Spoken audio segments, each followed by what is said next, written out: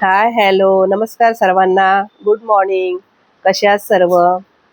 आज शिवजयंती आहे, त्यामुळे शिवजयंतीच्या सर्वप्रथम तुम्हा सर्वांना खूप खूप हार्दिक शुभेच्छा. आज मी अ, घरातल्या वस्तू वापरून सोप्या सोप्या पद्धतीने चांदीचे देव कसे स्वच्छ करायचे ते दाखवणार आहे. त्यासाठी लागणारं साहित्य म्हणजे एक तर आपल्या घरामध्येच फॉईल पेपर असतो आणि खायचा सोडा आपल्या स्वयंपाकघरात नेहमी असतोच. पहिल्यांदा मी पाणी गरम करायला ठेवलं आणि त्यामध्ये तो फॉईल पेपर टाकला आणि आता मी खायचा सोडा त्याच्यामध्ये थोडासा टाकणार आहे. 1-2 चमचे टाकला आणि जर तुम्हाला वाटलं तुमचे देव थोडेसे काळपट झालेले आहेत, नाहीतर पैंजण म्हणा कोणती वस्तू जास्त काळी झालेली आहे, तर तुम्ही अजून थोडासा सोडा वापरू शकता. तुमच्या वस्तू जशा असतील त्या हिशोबाने तुम्ही तेवढा बेकिंग सोडा वापरू शकता. आता पाणी पण उकळलेलं आहे. आता बघा मी हे देव बघा माझे कसे काळे झालेले आहेत. वाटी बघा किती एकदम काळी झालेली आहे. पैंजण पण तसेच माझे काळे झालेले आहेत. हे कॅमेऱ्याने एवढे दिसत नाहीत, पण खूप काळे काळे झालेले आहेत. ते मी असेच पाण्यामध्ये घालून ठेवणार आणि 1-2 मिनिटं पाण्याला जरासं उकळी येऊ देणार आणि त्यानंतर 5 मिनिटं तसेच पाण्यामध्ये ठेवून द्यायचं.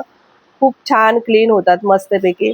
आणि जर तुम्हाला वाटलं थोडंसं तुमचे देव थोडे जास्त काळे झालेले आहेत, नाहीतर घाण आहे जास्त, तर तुम्ही आपलं वर 2 चमचे अजून बेकिंग सोडा घालू शकता. पैंजण वगैरे म्हणा जास्त घाण झालेले असतात, तर तुम्ही अजून त्यामध्ये 1 चमचा 2 चमचा तुमच्या जशा वस्तू काळ्या झालेल्या आहेत म्हणा, थोड्याशा खराब आहेत, त्याप्रमाणे तुम्ही आपल्या घालू शकता. आणि थोडंसं मी इथून तिथून थोडंसं ते वस्तू इकडे तिकडे वर खाली करत आहे, तर ते व्यवस्थित क्लीन होतील यासाठी. आणि 5 मिनिटं आता मी तसंच ठेवून देणार. तुम्हाला दाखवते बिफोर आणि आफ्टर कसं स्वच्छ होतं. मगाशी तुम्ही बघितलाच की किती काळे काळी वाटी वगैरे सर्व होतं. आता तुम्हाला मी दाखवते बघा. पैंजण पण बघा किती क्लीन निघाली आहे, पण अजून थोडा वेळ ठेवलं तर अजून स्वच्छ होऊन जाणार ती.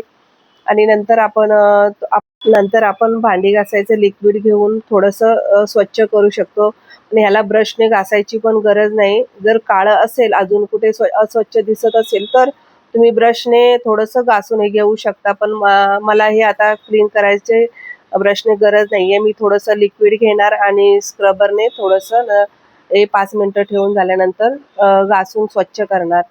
आणि ह्याच्यामध्ये बघा किती सुंदर मस्त एकदम, आणि जास्त परिश्रम घ्यायची गरज नाही.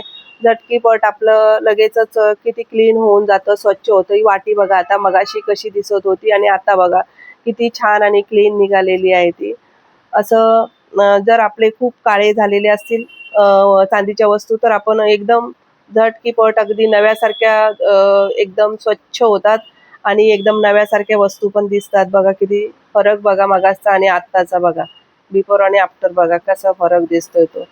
आणि मी दोन्ही वस्तू चांगल्या स्वच्छ करून मग बघा आता त्या लिक्विडने घासून स्वच्छ करून बघा घेतल्या. बघा आता तुम्ही किती स्वच्छ दिसतात त्या वस्तू आणि किती क्लीन झाल्यात त्या. आणि हे पाणी बघा, हे पाणी त्याच्यामध्ये किती हे घाण सगळी त्यामध्ये येते. हे पाणी जर आपल्याला अजून वाटलं थोडंसं तर अजून 2 मिनिटं ठेवू शकता वस्तू, पण माझे एकदम क्लीन स्वच्छ झालेले आहेत, त्यामुळे मला काय आता गरज वाटत नाही आहे. त्यामुळे मी लिक्विड घेऊन आता हे सर्व देव स्वच्छ करून घेणार. आणि मग चांगलं स्वच्छ करून झाल्यावर एक कोरड्या कपड्याने त्याला कोरड्या कपड्याने पुसून एकदम घेतले, म्हणजे ते त्याच्यावर परत डाग वगैरे पडत नाही. आणि देव पण किती क्लीन झालेले आहेत ते तुम्ही बघू शकता. मगाशी कसे होते आणि आता बघा कसे आहेत ते. आणि सगळे मी एकदम चांगल्या कोरड्या कपड्याने पुसून काढलेले आहेत देव.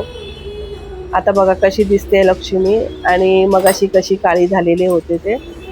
असं बघा तुम्ही बघू शकता की अगोदर कसं होतं आणि आता कसे स्वच्छ आणि नव्यासारखे एकदम झालेले आहे. सोडा आणि फॉईल पेपर ही एक नैसर्गिक रिॲक्शन आहे. ती चांदीवरील मळ काढून टाकते. अशाच नवीन नवीन टिप्स तुम्हाला हव्या असेल तर माझ्या व्हिडिओला तुम्ही नक्की लाईक करा, शेअर करा. माझा व्हिडिओ कसा वाटला मला कमेंटमध्ये नक्की सांगा. अशाच नवीन अशाच नवीन नवीन गृहोपयोगी टिप्स मी तुम्हाला नक्की सांगेन आणि तुमच्याशी शेअर करेन. माझा व्हिडिओ तुम्हाला आवडला असेल तर तुम्ही मला कमेंटमध्ये नक्की सांगा आणि ही ट्रिक तुम्हाला कशी वाटली तेही मला सांगा. चला मग, हा व्हिडिओ आवडला असेल तर लाईक करा, शेअर करा, सबस्क्राईब करा. धन्यवाद. सर्वांना श्री स्वामी समर्थ.